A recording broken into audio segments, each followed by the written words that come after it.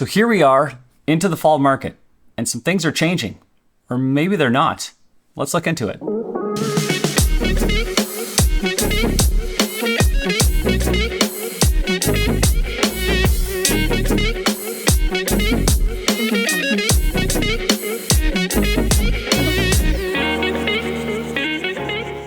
Hi, before we get into it, I just want to say a quick hello. My name is Jeremy Tremblay, a realtor that works here in the Belleville and surrounding areas. If you have any questions after this video, definitely reach out. My information down below in the description. You can give me a call, a text, or an email. I'd love to chat about real estate. Let's get to it. So, as I said, the fall market is here, and the stats for September 2025 are in. We're going to quickly look at those. So if you're wondering what's happening in a local market such as Belleville and Quinte West, this will give you a good idea of what is happening. Specifically, 4 quick stats. We're going to start with the months of inventory, and then look at the average sale price, then the total number of sales, and then finally the days on market, which should give us a good balanced view. What are we looking at here? Belleville and Quinte West. So if you don't know where that is, Toronto, Canada's largest city, head about an hour and a half to the east on Highway 401, also Canada's and North America's busiest highway, and you will hit Quinte West and Belleville. That's what I like to reference for the stats for this area to give us a good idea. Definitely stick around. After I look at these 4 stats very quickly, I'm going to tell you what I'm seeing on the ground and what I think is happening locally, and then some of the factors that may affect some of the change as we move forward. Let's dive into it. Right off the bat, we've got the months of inventory. So if we look here, as I mentioned before, and if you don't know what this means for months of inventory, you've got a buyer's market, a seller's market, a balanced market. Where are they getting that data? Well, essentially, they're looking at months of inventory. So if it's anywhere between 0 to 3 months of inventory, they say, oh, that's a seller's market. 3 to 5 months, you're in a balanced territory. And once you get over 5 months of inventory, well, then you're into a buyer's market. And essentially all this means in layman's terms is if you take all the houses that are currently in the market and no new houses come on the market and they keep selling at the same rate as what they've been selling at, how long until you would sell out of houses? Well, if you sell out between 0 and 3 months, okay, houses are selling much quicker. Yeah, it's a seller's market. Whereas if it's taking over 5 months for you to clear out all that inventory, suddenly buyers are in control.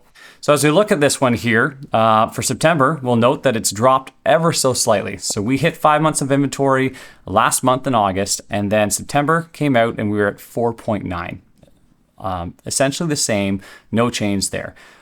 We hit a low kind of in the summer in April. We were around 3 months of inventory, so we're teetering on that seller versus buyer, seller versus balance, whereas now we're firmly into that buyer territory. More on that in a little bit. Then we have the average sale price. This one here, it's jumped around a little bit when you look at early in March, and then it kind of softened a little bit. June in the summertime, it came up a little bit more, but we are still hovering around that mid 500,000 level overall for the average sale price. This month it came in at $562,000.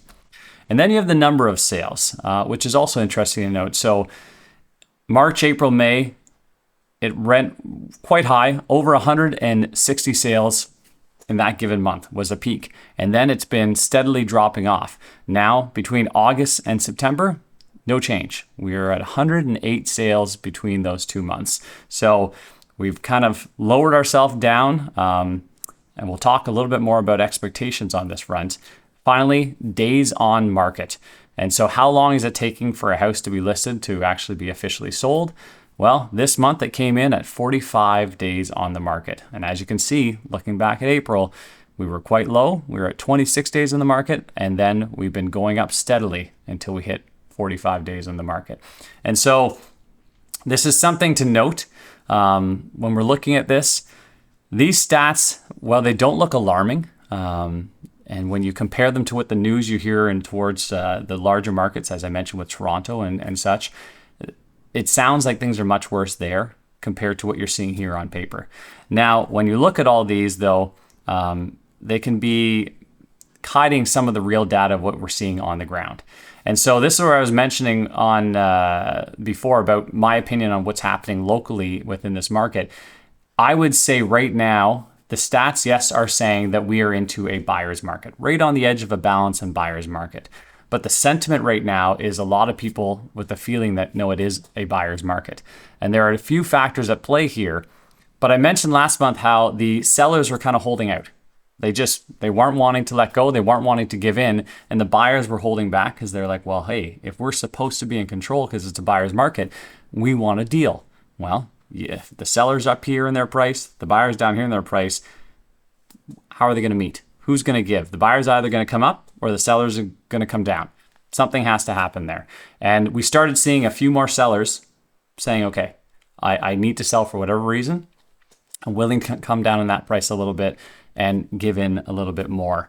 Or people that are freshly on the market listing their home are having to analyze this and say, okay, how do I actually sell the home in this market where the buyers are expecting more of a deal? And that's where pricing is so important before buyers move on to something else. So there are a few things that we have to keep in mind as we're looking forward as to what may happen as we go forward. The first thing we want to keep in mind, and I've kind of mentioned it throughout here, is the sentiment. And so you have a feeling. Buyers, when they go out and they're getting ready to buy a home, they have a feeling as to what's happening. They're reading the news, they're listening, they're watching online, and they're saying, oh, the news is telling us that things are terrible, which they always do, but they're telling us that they're getting worse. And they don't know how to interpret that data, but they still have a feeling as they're going into it. And so when they're going to look at a home, they're holding back a little bit. They're not feeling like they're having to compete against anybody, which was the case, in years past. Now it's flipped and they're saying, oh, I'm afraid of buying because what happens if housing goes down more in price? So it's interesting because when housing was high, they're like, it's too expensive, I don't want to buy. Now housing's come down a lot more. It's like, well, it's cheaper, but what if it goes cheaper? We never know where the bottom is, but the point is people have sentiment and they let that affect their decisions. And so when you're selling or buying, you just need to recognize that's what's happening in the market. And that's what I'm seeing. Now, why are they feeling that? What is the news that's happening out there right now? Well, it just came out. We've had a few months of job numbers, and we had a couple months where the jobs just kept dropping off. But then the other day, stats came out that Canada has another 60,000 jobs it's added to the economy, which is quite interesting. A little bit of a shift against the expectations that were out there. The other thing is the unemployment rates. And so nationally, the unemployment rate remained unchanged. And provincially, the rate actually went up a little bit more.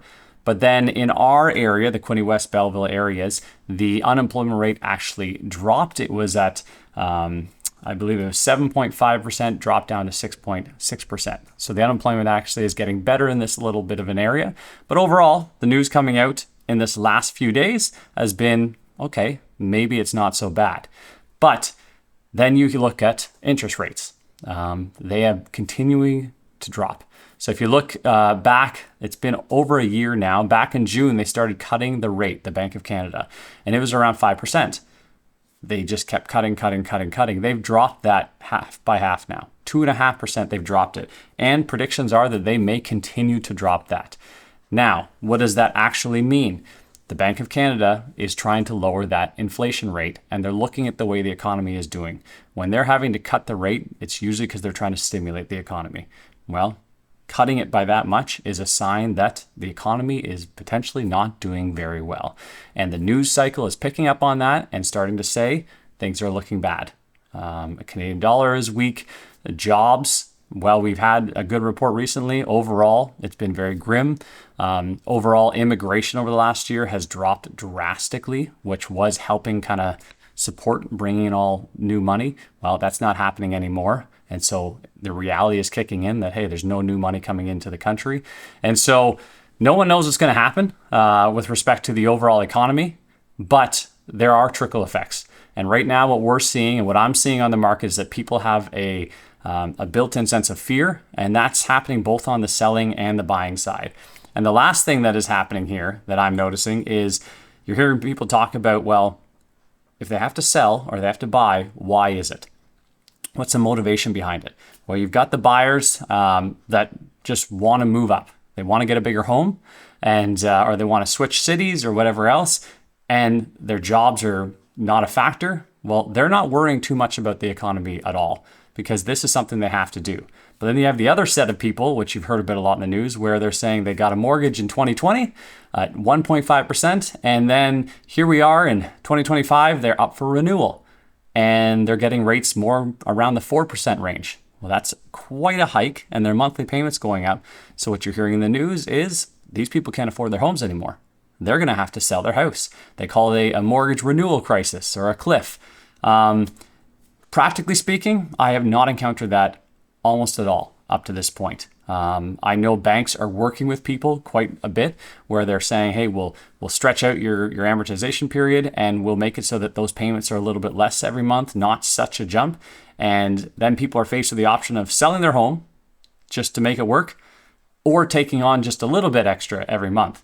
And they're like, well, if I can't sell it for what I want to get, I'd rather pay that little bit more and just keep it and wait it out. And that's where the market is kind of doing this. It's just going sideways right now. When you find that odd person that is a little bit more desperate to sell, that's where you're finding the deals. People are asking me, how much below asking are people selling for? Well, it depends. Where are they listing it? If you want a house sold really quickly, you need to look around at all the comparable properties. You need to say they're selling around here recently. You need to be a deal that's just below it. Because if you put yourself right in line with everyone and say that's what it's worth, well, buyers are just sort of sitting on the sidelines with respect to that. And they're not really pulling the trigger on it right now. And so it's a little bit tricky to navigate depending on what side of the equation you're on, buying or selling. But locally, things are still moving. They're just moving at a slower rate. As we saw with the days on market, houses are now 45 days before they're selling. And sometimes you're seeing it a little quicker if someone prices really aggressively, but there are a lot of homes that are sitting on the market much longer right now. And sellers are just saying, well, I have no need to sell right now, so I'm willing to just wait it out.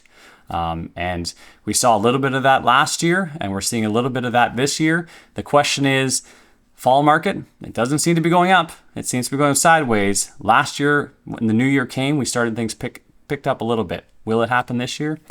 Don't really know. So that gives you hopefully an idea of what it is that I'm seeing in our local market and how I'm interpreting the data that's happening. I tell everyone all the time, you don't know the future. You can't predict what's going to happen next. All you can do is look at the information that you have right now and make a decision, an informed decision.